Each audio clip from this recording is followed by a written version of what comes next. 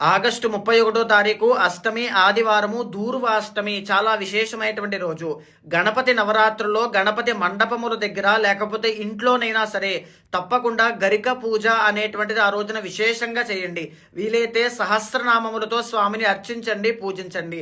గణపతి అధర్వణ శీర్షోపనిషత్ పూర్వకంగా కానీ అష్టద్రవ్య పూర్వక లక్ష్మీ గణపతి హోమం కానీ ఆ రోజున ఇంట్లో కానీ మండపం దగ్గర కానీ చేయడం చాలా విశేషమైన శుభ ఫలితాలు ఇస్తుంది.